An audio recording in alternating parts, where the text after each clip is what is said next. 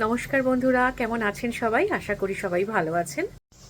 আজকে আমি আপনাদেরকে করে দেখাবো পনিরের ক্যাপসিকাম আলু দিয়ে ঝোল। এখানে পিস পিস করে কাটা আছে পনির, এখানে রয়েছে ডুমু ডুমু করে ছোট ছোট করে কাটা আলু, আর এখানে রয়েছে ক্যাপসিকাম। আজকে আমি আপনাদেরকে দেখাবো পনির আলু দিয়ে ক্যাপসিকাম দিয়ে একটা ঝোল। এখানে আমি তেল গরম করে নিয়েছি, এই তেলের মধ্যে আমি পনিরগুলোকে দিয়ে দেবো। একটু পনিরটাকে হালকাভাবে অল্প একটুখানি ভেজে নেব।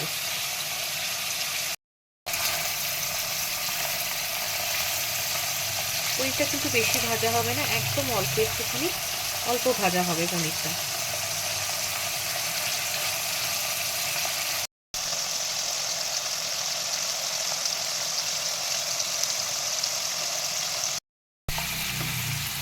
এবার আমি পনিরটাকে তুলে নেব।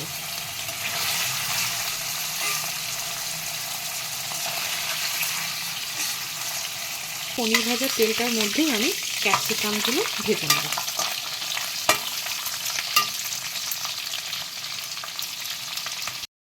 এটা আমি অল্প একটু নুন দিয়ে দিলাম।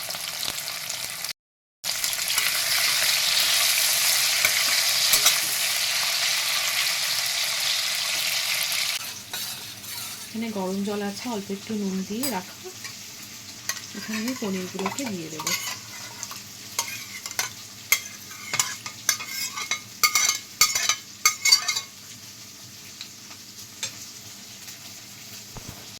ক্যাপসিকামটা আমার ভাজা ভাজা হয়ে গেছে, হালকা ভাজা একদম। ক্যাপসিকামটা আমি তুলে রাখলাম ক্যাপসিকামটাকে। এবার আমি কিছু এখানে গোটা মশলা রেখেছি, তেজপাতা, শুকনো লঙ্কা, সাদা জিরে আর 4টে এলাচ থেতো করে রাখা। আমি ওই ক্যাপসিকাম ভাজার তেলটার মধ্যেই, আর কিন্তু তেল দিইনি, শুকনো লঙ্কা, সাদা জিরে, 4টে গোটা এলাচ, তেজপাতা দিয়ে দিলাম। এবার এটা একটুখানি নাড়িয়ে আমি এতে আলুটা দিয়ে দেবো।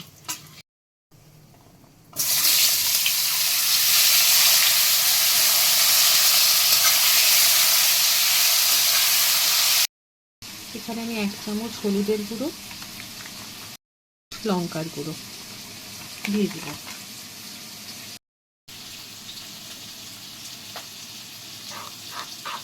এবার একটু জল দিয়ে মশলাটাকে আমি গুলে রেখে দেবো। এখানে আলুটা ভাজা হচ্ছে। আলুটা যেহেতু একটুখানি সময় লাগে সেদ্ধ হতে, এই জন্য এটাকে একটুখানি ভালো করে ভেজে নেব। এবার আমি মশলাটা এর মধ্যে দিয়ে দিলাম, তুলে রাখা মশলাটা এর মধ্যে দিয়ে দিলাম।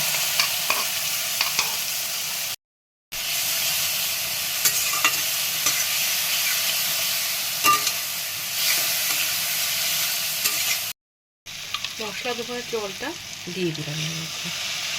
সেটা আমি নুন দিয়ে দিলাম।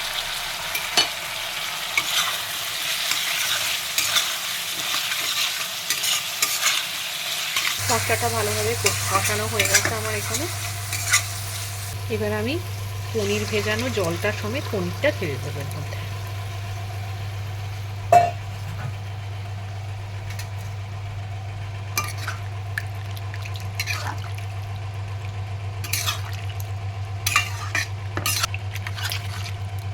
এরপর আমি এর মধ্যে ক্যাপসিকামটাও ঢেলে দিলাম।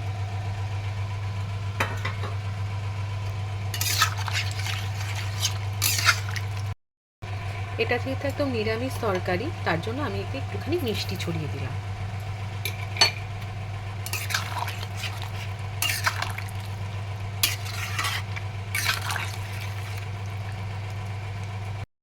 ঝোলটা আমার ফুটে গেছে, আমি এর ওপর দিয়ে একটুখানি গরম মশলা ছড়িয়ে দিলাম।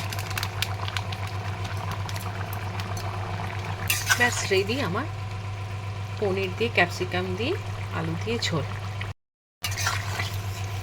ক্যাপসিকামের সুন্দর গন্ধ বেরোচ্ছে, গরম মশলার সাথে মিলেমিশে একটা সুন্দর গন্ধ। ব্যাস আমি গ্যাসটাকে অফ করে দেবো। এবার ব্যাস আমি ঢেলে দিলাম। খেতে খুবই দারুণ হয়েছে ঝোলটা। অবশ্যই বাড়িতে আপনারা এটা ট্রাই করবেন।